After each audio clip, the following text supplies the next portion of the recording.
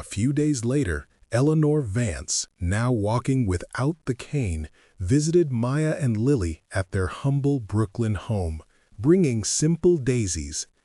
Eleanor humbly apologized to Maya for her arrogance and injustice. Maya, with a serene heart, granted full forgiveness. "You returned. That's what truly matters." The two fathers embraced. Later, in the backyard, Lily playfully challenged the judge to a dance. With initially clumsy steps, Eleanor took Lily's hand and began to spin in the yard. The judge, who was once cold stone, danced with spontaneous joy, realizing that the complete healing was not just physical, but the grace received through unconditional love. The story ended with the final realization that true justice is about faith, second chances, and the inexplicable power of a child to teach a wounded man to walk again with his heart. In a packed courtroom in downtown Manhattan, the air was as heavy as an autumn fog. The marble walls and rows of antique law books silently bore witness to decades of despair. At the center, cloaked in her thick black gown, Judge Eleanor Vance remained motionless in her motorized wheelchair. 15 years had passed since a car accident on an Iowa highway silenced her legs and gradually hardened her heart. She was the symbol of inflexible rigor. Everyone knew that from her, there was no appeal to emotion. Facing her was Maya Reyes, a single mother and service worker, with a restless gaze and features etched by the exhaustion of living on the survival limit in the Bronx. Maya was accused of armed robbery at a Harlem pharmacy. The evidence presented by the prosecution seemed solid. Grainy surveillance footage, visual identification by a nervous witness, and cell phone records placing her near the crime scene. Yet her eyes pleaded for something more, for the true justice that felt as distant as freedom. Seated in the rows behind her, a thin girl watched everything, her chin resting on her small hands. She wore a faded blue dress and scuffed sneakers that had walked many miles in New York City's parks. Her name was Lily Reyes, and she was only 7 years old. Her eyes, however, carried a quiet determination that surpassed that of many adults in the room. Judge Vance examined the latest case documents with precise, almost mechanical movements. The room buzzed with reporters, officers, and anxious family members. The sound of her pen tapping the wooden bench echoed like the tick-tock of a countdown clock. Eleanor Vance looked up, her voice cutting through the silence like a sharp blade.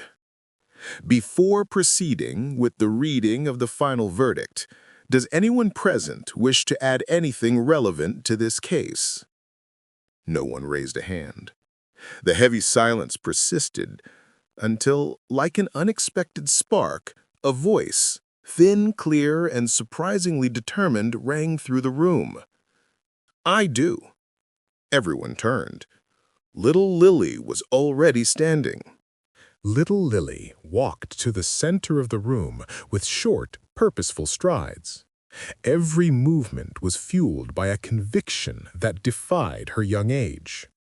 A court officer started to intervene, but Judge Vance raised her hand slightly, more out of frosty curiosity than kindness. "I am Maya Reyes's daughter," Lily stated, stopping directly in front of the elevated podium.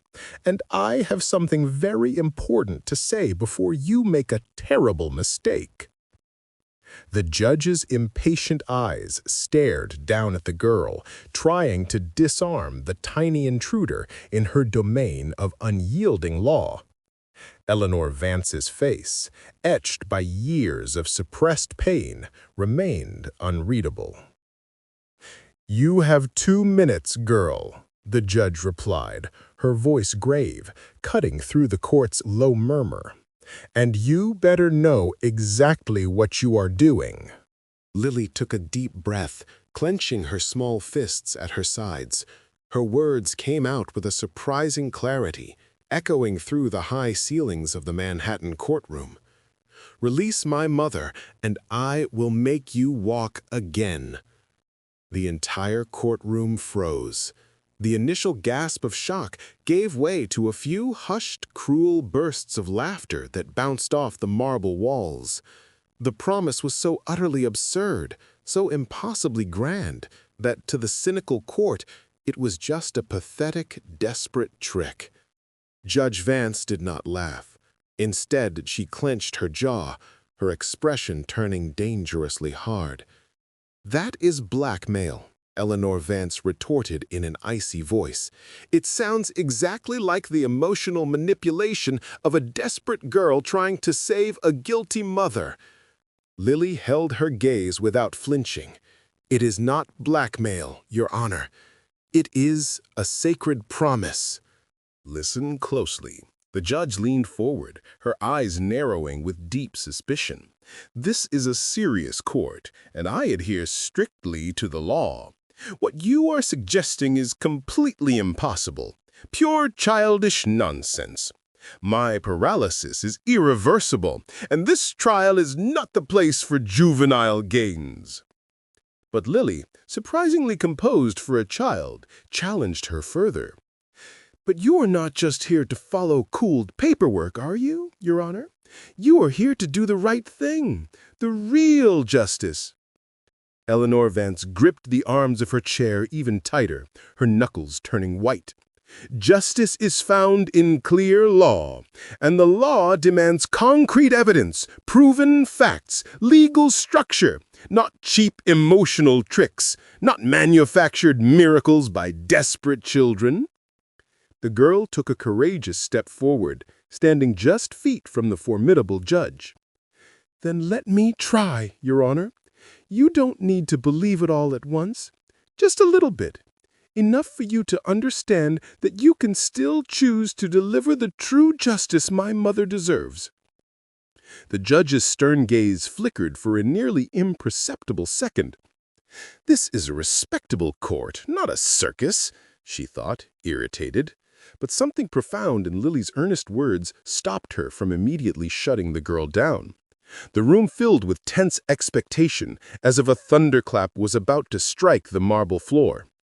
Eleanor Vance, though deeply skeptical, couldn't immediately respond.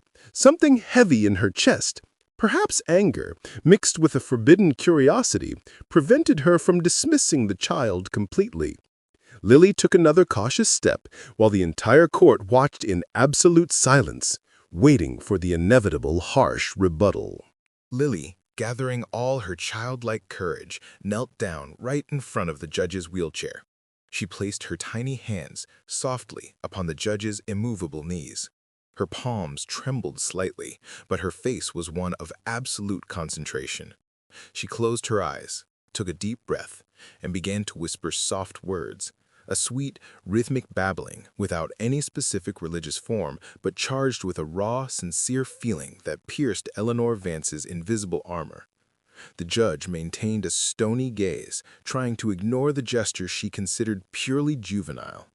Lily squeezed her eyes shut tightly, like someone fighting an invisible pain, whispering with unwavering faith, her small fingers gently pressed against the cold skin while her knees touched the chill marble floor. For long moments, no one dared to make a sound until a sarcastic cough from the back of the courtroom shattered the solemn atmosphere.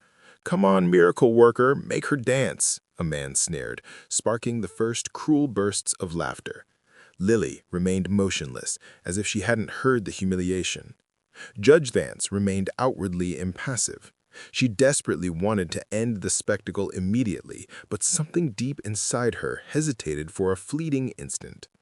An old, forgotten part of her desperately wished the girl was right, that there was still room for the impossible. 2 eternal minutes passed. The whispers gradually ceased. Lily, still kneeling, lifted her face and looked directly at the judge, hopeful, vulnerable, yet fiercely brave. Her eyes searched for any sign, a tremor, a gesture of life in those silent legs. But Eleanor Vance slowly raised an eyebrow and let out a dry, sharp laugh. "Is that all?" the judge said with cruel disdain. "A pathetic, childish performance. I appreciate your enthusiasm, but, as was completely expected, absolutely nothing happened." Her cold laughter immediately opened the door to the cruelty of others. The entire courtroom erupted in malicious laughter. "The miracle expired," shouted a young man with sarcasm. A woman whispered loud enough for everyone to hear. "Poor child, she'll be traumatized forever by this humiliation." Maya Reyes, the mother, writhed on the defendant's bench, desperately trying to stand, but she was restrained by the guard beside her. "Lily, honey, don't listen to these cruel people!" Her cry echoed above the deafening noise. The girl, now standing, her eyes quickly filling with tears, looked around, utterly lost and humiliated. Her sincere attempt to help had been transformed into a devastating public mockery. She tried to breathe normally, but the lump in her throat was growing tighter, suffocating her. Eleanor Vance adjusted her glasses with calculated coldness, cleared her throat, and resumed her usual stern posture. "Let us restore order to this respectable court. We have a serious sentence to fulfill."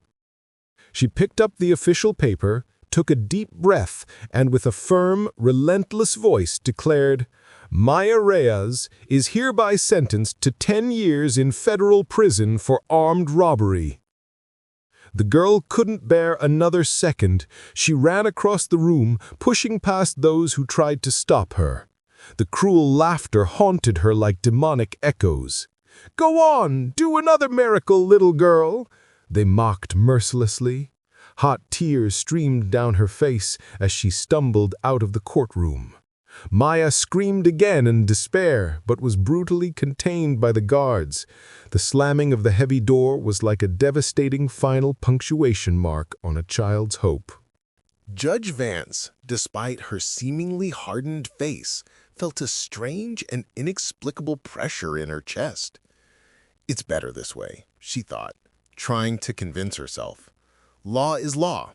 Feelings cannot weigh on the hammer of justice. And yet, something deep didn't quite fit. A few tense seconds passed. The low murmur of the courtroom continued, but Eleanor Vance suddenly felt a slight, inexplicable nausea. She placed a hand on her stomach, shifting uncomfortably in her chair, and then, subtly, she felt a warmth. A slight tingling sensation began to spread through her right calf, something she hadn't felt in 15 long years. "It's not possible. It's psychological, mental suggestion, hallucination," she repeated to herself with mounting anxiety. But the tingling gradually intensified. It was as if some inexplicable primal force was giving life to long-dead nerves. Her hand gripped the armrest of the chair with desperate force. The court was still laughing cruelly, but she was hearing absolutely nothing. The tingling transformed into genuine heat, then into a burning, a pulse, a true pulsation of life in her immobilized legs. Eleanor Vance's eyes widened. She tried to hide what was happening, but now her breathing was becoming labored.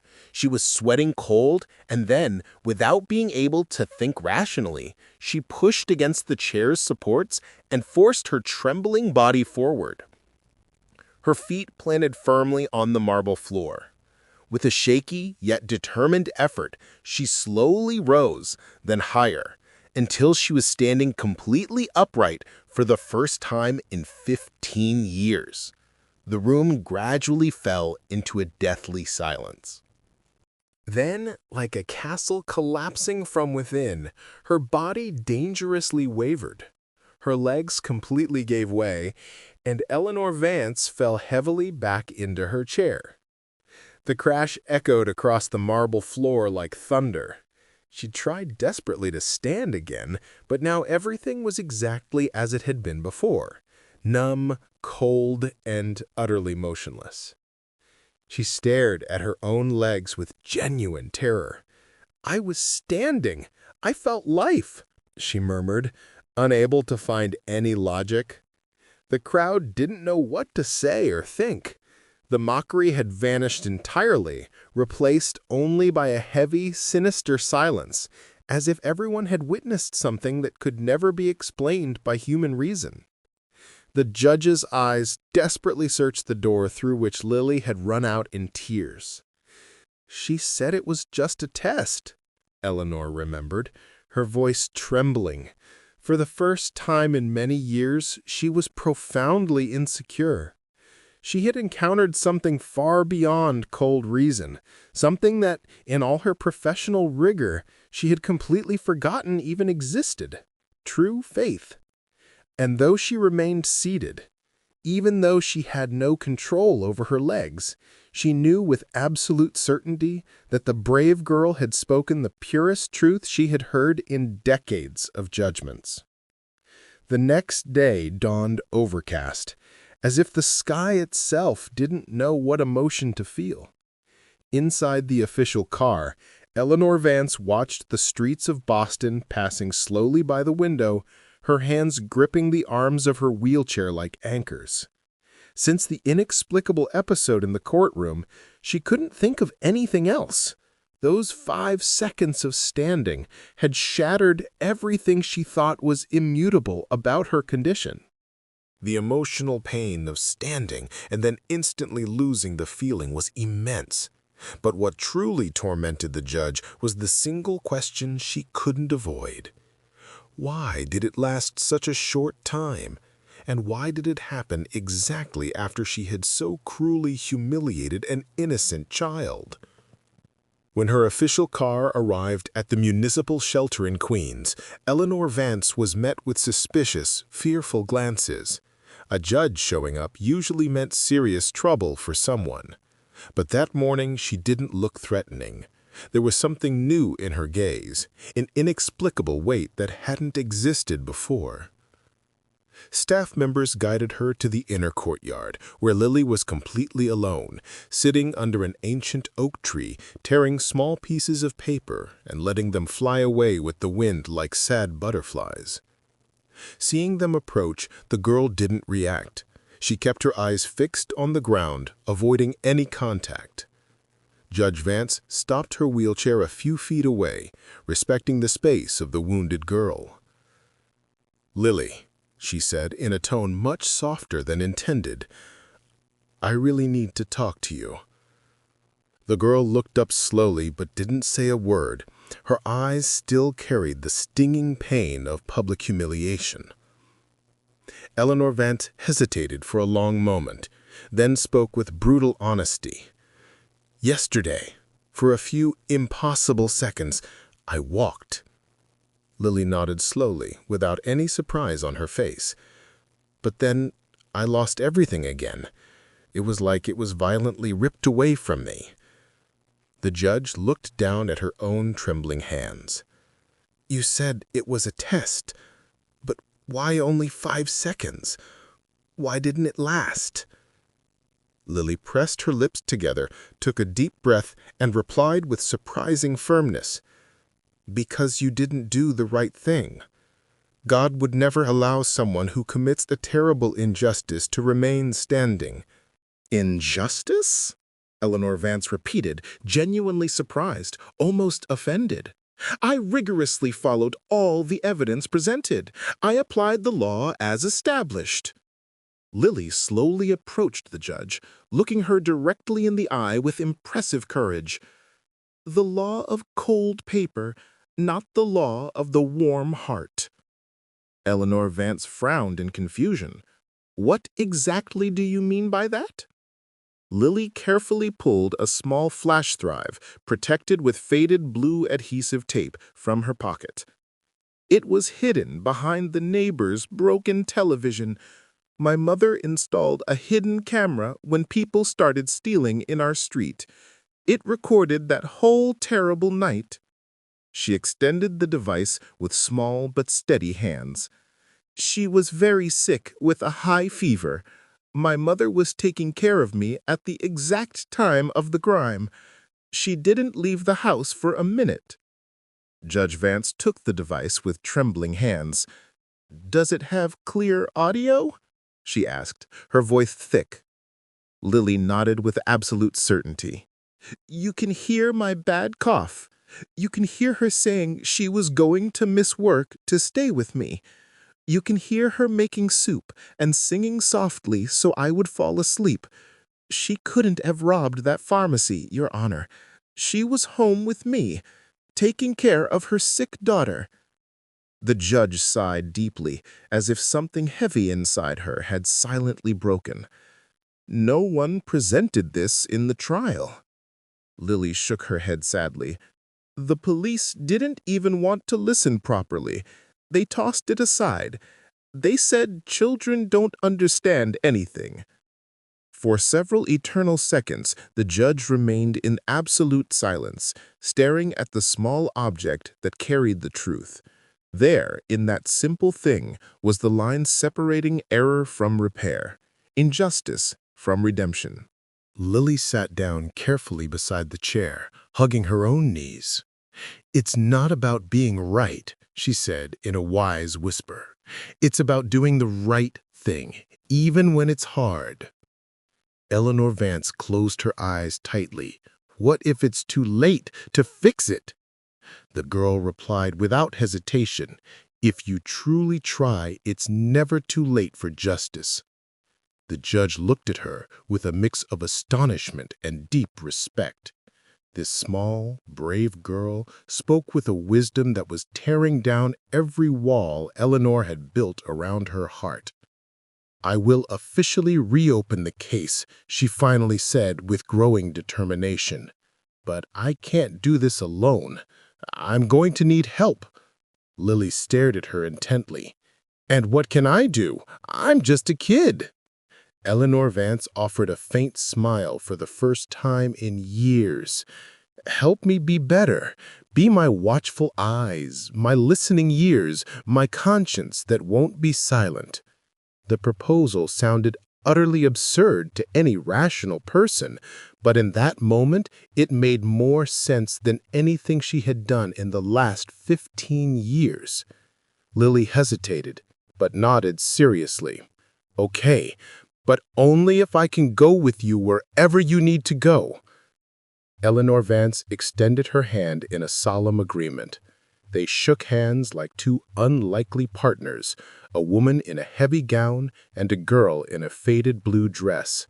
Two lives that fate should never have crossed, but which were now walking in the same sacred direction. As they left the shelter together, Eleanor felt a slight familiar prickle in her legs, faint but unequivocally real.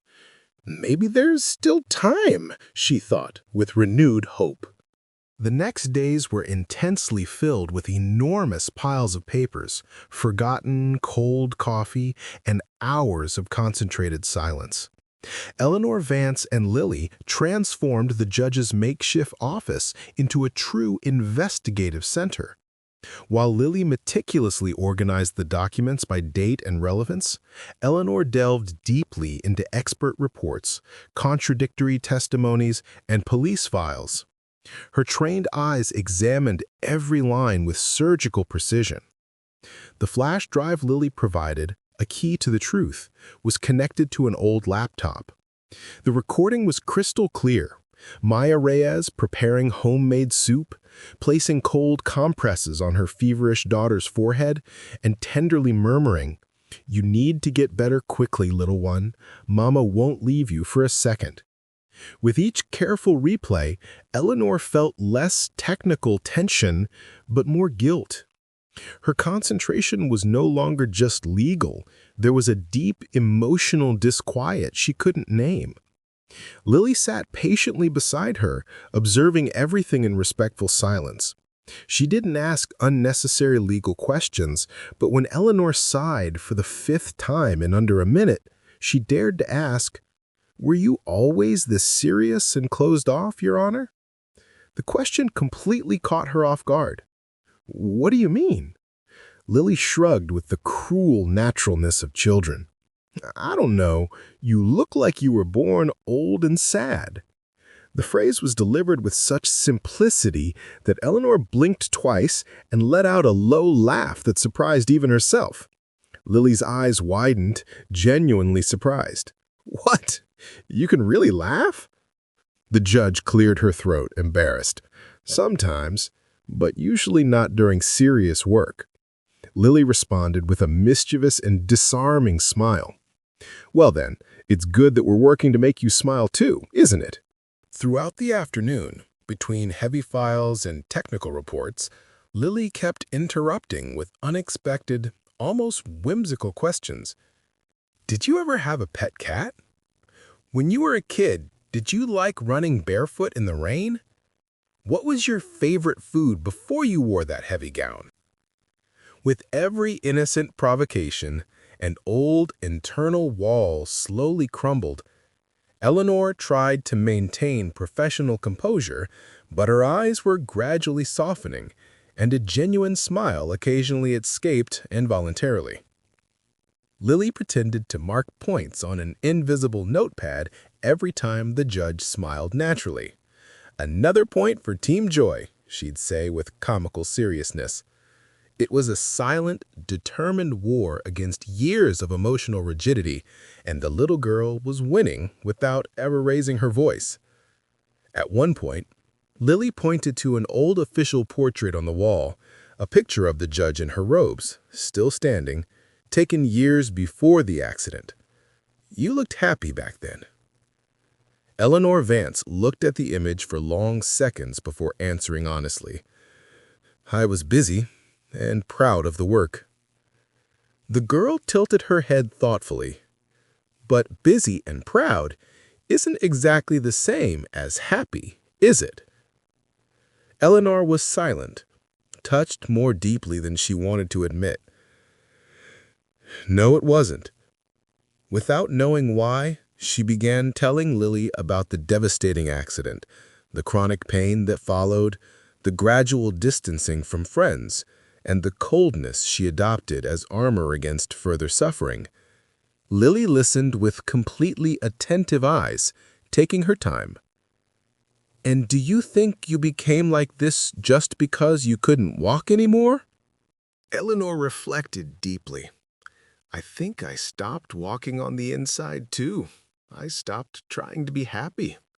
Lily moved a bit closer, like someone offering safe space for a frightened bird to land. "Then let's start walking again, but this time from the inside first." The judge managed a short, almost uncomfortable laugh, but she didn't deny the wisdom in those words. In truth, part of her desperately craved more of those conversations, those carefree glances free from judgment. It was as if every sincere sentence the girl spoke was carefully cleaning the dusty, long-neglected corners of her soul.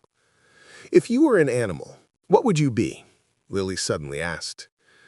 Eleanor rolled her eyes with feigned annoyance. "A falcon. Silent, observant, solitary." Lily giggled. "I think you'd be an armadillo. You roll up when you're scared." Eleanor looked at her and laughed for real. "You're right. Maybe an armadillo in a black gown." The office, once cold and austere, was beginning to feel like a place with true life pulsing. As the night ended, while carefully organizing the papers, Lily commented casually, "I think you're not getting better just because of the miracle. You're getting better because you're letting good things back into your heart." Eleanor didn't answer immediately. She just looked at her for a few seconds with a faint smile and an almost hopeful gaze. Something fundamental was changing inside her, a non-physical healing that was born in that shared silence.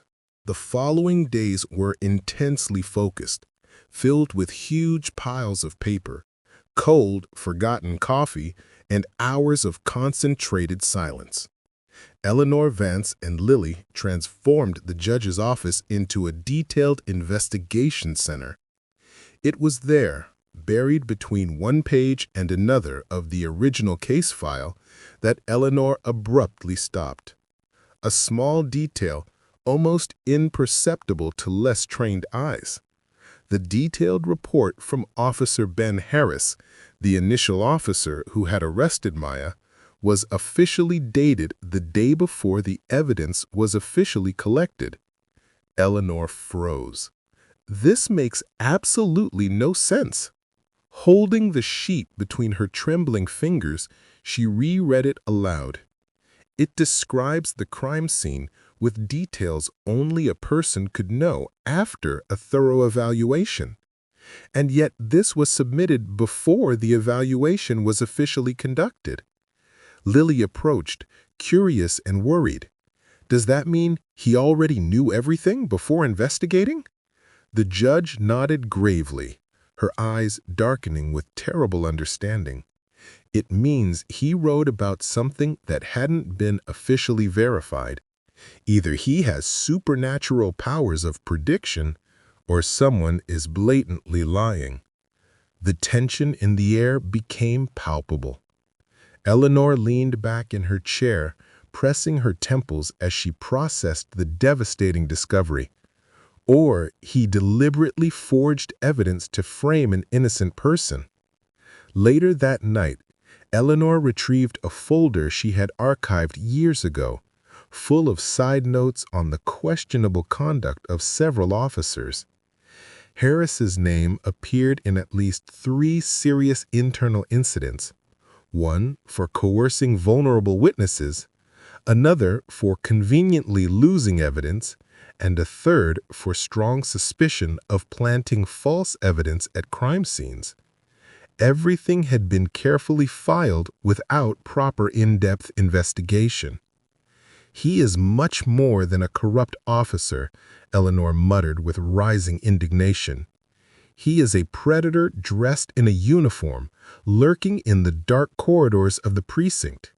She declared with renewed determination, "We urgently need a formal motion for reconsideration." The days following the filing of the motion were tense. Eleanor Vance was urgently summoned to the private office of promoter Gerald Hughes, a veteran she knew well. The room was deliberately dim, creating an intimidating atmosphere. "Are you absolutely sure what you're doing, Eleanor?" Hughes's voice was dangerously calm, laced with veiled threat. "Reopening a recently sentenced case based on the flimsy allegations of a desperate child is professional suicide." Eleanor did not flinch. "That brave girl saw more truth than you and I combined in 30 years of wearing these robes." Hughes took a step toward her, his face dark. "You are really going to throw away your reputation, your career, for a little girl who appeared out of nowhere saying she could make you walk? You don't understand the consequences of what you're starting," Eleanor stated firmly. "Then prepare the bill," she replied, turning her wheelchair toward the door. "I am willing to pay any price for true justice." That night, in the small rented house in Brooklyn where Eleanor and Lily were working, a chilling premonition hung heavy in the air. The thick curtains were drawn, and the weak lamps cast long, distorted shadows. Eleanor was reviewing the crucial documents of the formal complaint against Officer Harris when a distinct, threatening click came from outside. "Did you hear that?" Eleanor whispered, alert. "Someone's moving in the backyard," Lily said, frightened. Before Eleanor could investigate, the back door was violently smashed open with a deafening crash. The sinister figure of Detective Marcus Kane appeared in the doorway, feverish eyes, face slick with rage, and a heavy gun shaking in his hand. "Game over, you meddling judge," he growled, his voice hoarse. Eleanor instinctively backed her wheelchair against the wall, trapped and vulnerable. "Kane, think carefully about what you are doing," she pleaded, trying to keep her voice firm. The corrupt detective pointed the gun directly at her chest. "You should have stayed quiet like a good girl. You had to play the hero for some insignificant kid." It was then that Lily appeared. She looked at the judge in panic, saw the menacing gun, and without a second thought, screamed and threw her small body against Kane. The impact caught him completely by surprise. The gun flew, sliding dangerously across the wooden floor. Lily began to kick and bite like a small wild creature. "Don't touch him! Don't touch my friend!" Kane, furious and humiliated, shoved Lily against the wall. He quickly recovered the weapon and aimed again, this time at both of them. "Now you two are going to learn what happens when you mess with me," he snarled, cocking the gun. Chapter 14. Climax. Just as death was about to claim two innocent lives, the sudden, shrill sound of police sirens shattered the deadly silence. Red and blue lights flashed through the window, a literal deus ex machina, saving them at the precise moment of greatest peril. The sound of the saving police sirens broke the deadly silence like liberating thunder. Red and blue lights surged through the window. Kane, surprised and momentarily distracted, was immediately tackled by two officers and immobilized on the floor. His gun slid far from his hands. A vigilant neighbor, suspicious of a strange man entering the house, had called the police just in time. Detective Marcus Kane was handcuffed, his furious struggle finally contained by true justice. A paramedic examined Lily, who was calm but visibly shaken. She held Judge Vance's hand tightly, looking at her with unshed tears. After a few heavy minutes, Eleanor finally managed to murmur, her voice broken, "You truly saved my life." The girl looked at her tenderly. "And you believed my mom when no one else in the whole world did." Eleanor squeezed her small hand even tighter. "I will never doubt you again, little warrior." Lily managed a small, firm smile. "Then we're even now." And there, amidst the shattered wood and ragged breaths, an unspoken, profound alliance was born, one not written in any law book. The great day had finally arrived. The new hearing was packed. Everyone wanted to witness the historical return of the Reyes case, and more importantly, see Judge Eleanor Vance in action. The side doors opened solemnly. There she was, Eleanor Vance, standing, supported gracefully by an elegant cane, wearing her black robes like a silent armor of justice. Every step was a direct challenge to expectation, a testimony of determination. She didn't walk perfectly, but she walked with a dignity that transcended any physical limitation. "Ladies and gentlemen," the judge began, her voice firm with renewed authority. This hearing was convened following the presentation of crucial new evidence that fundamentally questions the conviction of Maya Reyes. The prosecution's arguments collapsed under the overwhelming weight of the evidence. The flash drive proving Maya was home, tending to her sick daughter, and the detailed report of Kane's violent aggression against the judge and Lily the night before which sealed his fate. With a slightly trembling hand, but a steady voice, Eleanor pronounced the words everyone awaited. "In light of the evidence presented and the violent attempt to obstruct justice, this court solemnly declares that Maya Reyes is completely innocent of all charges. Her conviction is formally vacated." The courtroom erupted in applause. Lily ran desperately into her mother's arms. "You saved me, my brave daughter," Maya choked out. "No, Mom," Lily said, looking at the judge with deep gratitude. "We saved each other." Eleanor watched the scene, but one vital thing was still missing. Lily slowly separated from her mother and walked determinedly toward the judge's chair. "May I?" she asked, her eyes shining with hope. Eleanor nodded with a genuine smile. The girl knelt reverently, placing her hands on the judge's legs again, but this time with a different, mature firmness.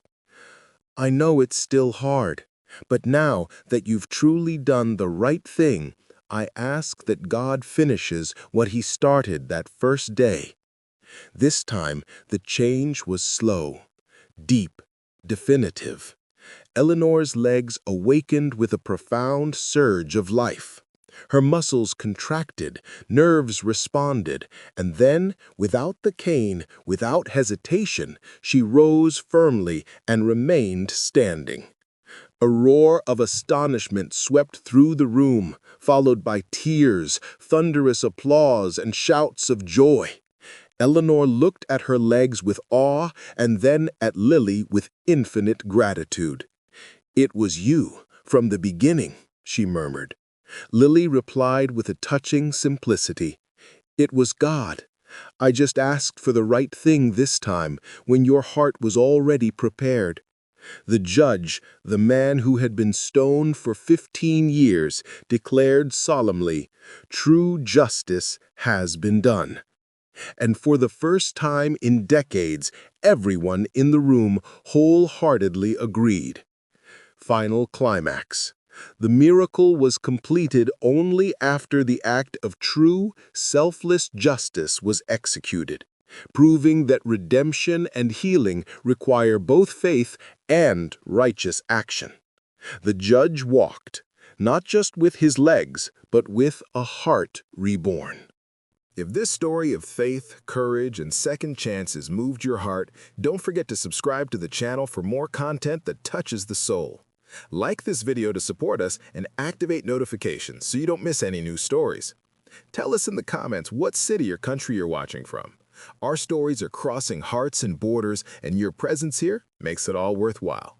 Write in the comments, "I'm watching from your city/country."